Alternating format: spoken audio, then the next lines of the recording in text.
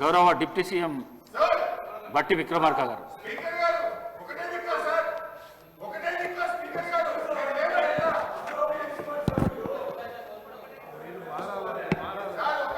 అధ్యక్ష,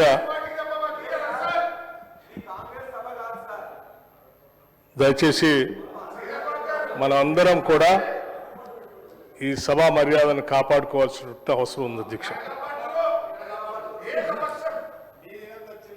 సభాపతిగా ఉన్న మిమ్మల్ని గౌరవించాల్సిన బాధ్యత కూడా ఈ సభలో ఉన్న ప్రతి సభ్యుడి పైన ఉంది. అధ్యక్ష,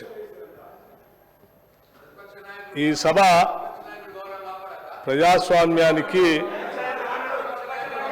అత్యున్నతమైనటువంటి వ్యవహారాలు ప్రజల తరఫున మాట్లాడేటువంటి సభ. అధ్యక్ష, ఇది ప్రజాస్వామ్యానికి దేవాలయం లాంటిది.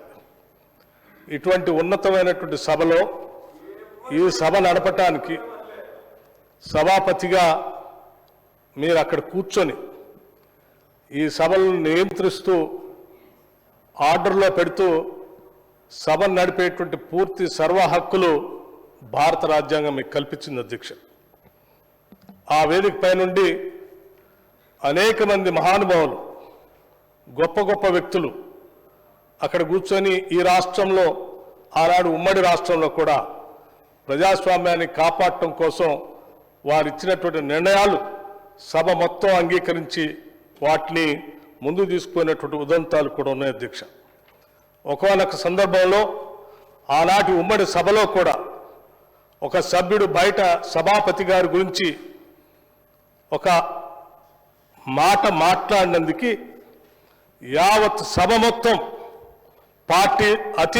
పార్టీలకు అతీతంగా ఒక నిర్ణయం తీసుకొని ఆ సభ్యుడిని పూర్తిగా సభ నుంచి రద్దు చేయటం కోసం ఎథిక్స్ కమిటీకి పంపించి నిర్ణయం కూడా చేసి సభ నుంచి పూర్తిగా రద్దు చేసినటువంటి దృష్టాంతాలు కూడా ఉన్నాయి. అధ్యక్ష, అటువంటి నిర్ణయాలు అనేకం ఈ సభలో జరిగాయి.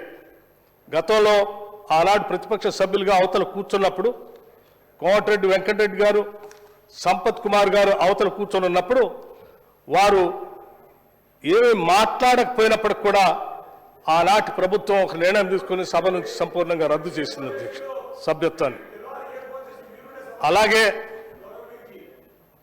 అట్లాగే ఈరోజు సభలో ఉన్నటువంటి అందరం కూడా ఈరోజు బడ్జెట్ పైన గౌరవ గవర్నర్ గారు నిన్న ఈ సభను జాయింట్స్ సభను ఉద్దేశించి మాట్లాడినటువంటి సందర్భంలో వారికి ధన్యవాదాలు చెప్పేటువంటి కార్యక్రమంలో చాలా ఉన్నతంగా, చాలా గొప్పగా వారికి ధన్యవాదాలు చెప్పాల్సింది పోయి అటువంటి గవర్నర్ గారిని కూడా అవమానపరచడమే కాకుండా చివరికి సభను నియంత్రించే మిమ్మల్ని కూడా ఒక రకమైనటువంటి ఏహ్యభావంతో మాట్లాడినటువంటి మాటలు చాలా బాధాకరం. అధ్యక్ష, బాధ అనిపించాయని కూడా చెప్పడానికి ఎటువంటి సందేహం లేదు. అధ్యక్ష, ఇందులో వారు మాట్లాడుతూ అధ్యక్ష వారు ఏమంటారు? అధ్యక్ష, మా అందరి తరఫున మీరు పెద్ద మనిషిగా మాత్రమే అక్కడ కూర్చున్నారు తప్ప ఈ సభ నీ సొంతం కూడా కాదు. ఏంటి అధ్యక్ష ఇది? ఏమధ్యక్ష ఇది? ఈ సభ నీ సొంతం కూడా కాదు అని అంటే దాని అర్థం ఏంటి? అధ్యక్ష, సరే పెద్ద మనిషిగా కూర్చో, పెద్ద మనిషిగా మాత్రమే అక్కడ కూర్చున్నా. ఏంటి మాత్రమే అంటే అధ్యక్ష ఇది ఏ సభాపతి స్థానంలో కూర్చున్న ప్రసాద్ రావు గారు సభాపతిగా మీకు కనపడట్లేదా? సభా స్థానంలో ఎవరు కూర్చున్నా సభాపతి. మీ మనసులో మీ రాజకీయ పార్టీకి మీకు ఒక రకమైనటువంటి ఏహ్యభావం ఉండొచ్చు కొన్ని వర్గాల వల్ల. అంత మాత్రాన మీ భావాల్ని, మీ పార్టీ ఆలోచనల్ని మీ సభ్యుడి ద్వారా ఈరోజు సభాపతి స్థానంలో కూర్చున్న సభ్యుడి పైన ఆ రకంగా చులకనగా మాట్లాడటం ఇది ప్రజాస్వామ్యానికి, ఈ సమాజానికి అవమానకరం. అధ్యక్ష, ఇది చాలా తప్పని పదే పదే చెప్తూ మీకు సభలో ఉన్నటువంటి సభ్యులంతా ఇప్పుడు మాట్లాడుతుంటే కూడా అధ్యక్ష వాళ్ళు లేచి ఏమంటున్నారు? ఏ రూల్ తీసుకొని మీరు సభ్యులకు మాట్లాడటానికి అవకాశం ఇస్తున్నారు? అధ్యక్ష నేను చెప్తాను. అధ్యక్ష రూల్ పొజిషన్. అధ్యక్ష practice and procedure of parliament M N Kaul and Shakdher స్పీకర్కి ఉన్నటువంటి స్పీకర్ గారికి ఉన్నటువంటి విశేషమైనటువంటి అధికారాలు చాలా స్పష్టంగా ఒకసారి చెప్తున్నారు. అధ్యక్ష, speaker regulates the debates and proceedings of the house. He determines when a member should be called upon to speak and how long he be allowed to speak. He can also impose time limit on speeches whenever necessary. అధ్యక్ష, అది ఒకటే కాదు అధ్యక్ష, ఇంకా గౌరవ సభాపతి గారికి విశేషమైనటువంటి అధికారాలు కల్పించి సభను నడిపించడానికి ఈ ప్రజాస్వామ్యం బాబాసాహెబ్ అంబేద్కర్ గారు అందించినటువంటి భారత రాజ్యాంగం ప్రకారం ఇక్కడ గొప్ప నిర్ణయాలైనటువంటి కార్యక్రమం బాధ్యతలు అప్పచెప్పి మీరు ఆ బాధ్యతను నిర్వర్తిస్తూ ఉంటే, ఆ బాధ్యతను నిర్వర్తించేటువంటి మిమ్మల్ని సభాపతిగా చూడకుండా ఇంకో రకంగా చూస్తూ మాట్లాడినటువంటి మాటలు నిజంగా ఈ సభనే కాదు సమాజం మొత్తాన్ని గాయపరిచే అధ్యక్ష. This is not correct. ఇది కాదు విధానం. మీ సభ్యుడు మాట్లాడింది మీ పార్టీ ఆలోచనని, మీ నాయకుడు కేసీఆర్ గారు ఆలోచన ఇదేనా? మీకు మొన్న లేజిస్లేటివ్ పార్టీ సమావేశం పెట్టి వారు మీ అందరికీ ఉద్బోధన చేసి పంపించింది ఇటువంటి మాటలు మాట్లాడటానికైనా సభలో? ఏం మర్యాద ఏంటిది? ఒక సభాపతిని కూడా గౌరవించలేనటువంటి మీ సంస్కారం చూస్తూ ఉంటే చాలా బాధగా ఉంది. ప్రజాస్వామ్యాన్ని కూని చేస్తున్నట్టుగా ఉంది. కాబట్టి తప్పనిసరిగా ఈ సభ గౌరవాన్ని, ప్రజాస్వామ్యాన్ని కాపాడటం కోసం తప్పనిసరిగా కొన్ని కఠినమైన నిర్ణయాలు కూడా తీసుకోవాల్సినటువంటి అవసరం ఉందనే మేము భావిస్తా ఉన్నాం అధ్యక్ష.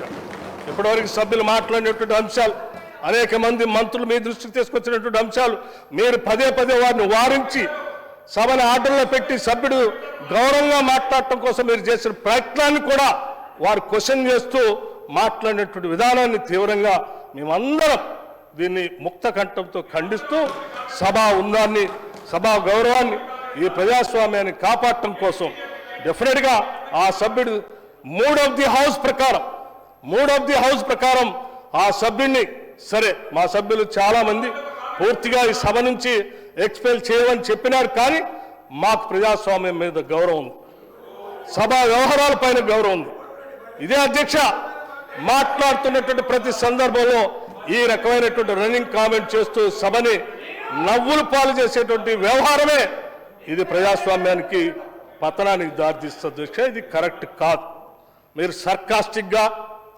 సర్కాసిజంతో లేకపోతే సభా నాయకుడినో లేకపోతే సభాపతి పైనో లేకపోతే మంత్రులు మాట్లాడుతున్నప్పుడు మాట్లాడుతూ ఏహియాలుగా మాట్లాడుకుంటూ పోవటం అనేది ఏ సభకి శోభను తీసుకొని రాదు, గౌరవాన్ని తీసుకొని రాదు. మనం అందరం ఈ సభ ఔన్నత్యాన్ని కాపాడాల్సిన బాధ్యత మనందరి పైన ఉంది అధ్యక్ష.